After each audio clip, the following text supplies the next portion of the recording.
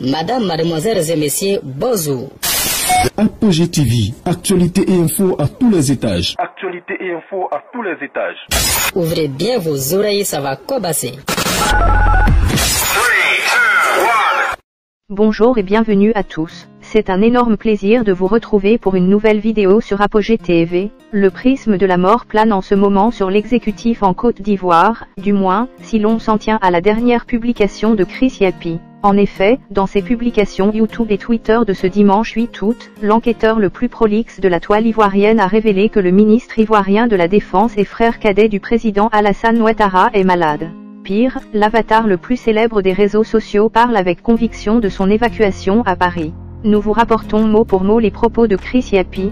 C'est confirmé, le violeur est malade. Chris Yapi a énormément été critiqué pour avoir à plusieurs reprises révélé la vérité cachée sur la maladie de nos dirigeants.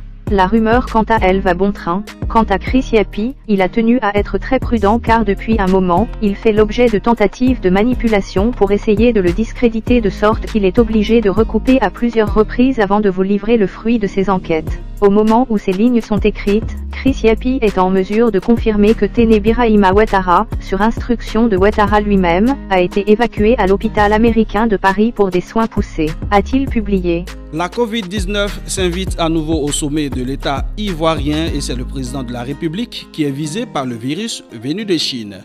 La présidence de la République a annoncé le mardi 3 août 2021 la mise en confinement du chef de l'État Alassane Ouattara après avoir été en contact avec une personne atteinte du coronavirus.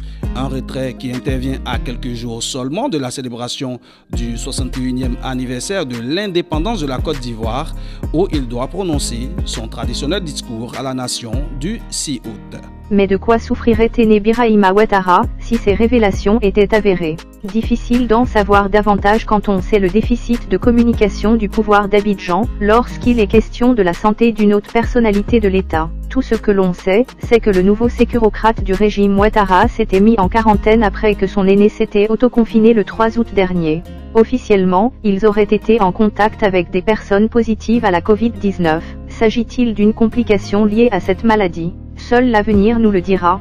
Merci d'avoir suivi cette vidéo jusqu'à la fin et surtout pour l'intérêt que vous portez à notre chaîne. Continuez d'aimer nos vidéos, abonnez-vous et activez la cloche de notification car nos prochaines publications seront tout aussi alléchantes. À très bientôt.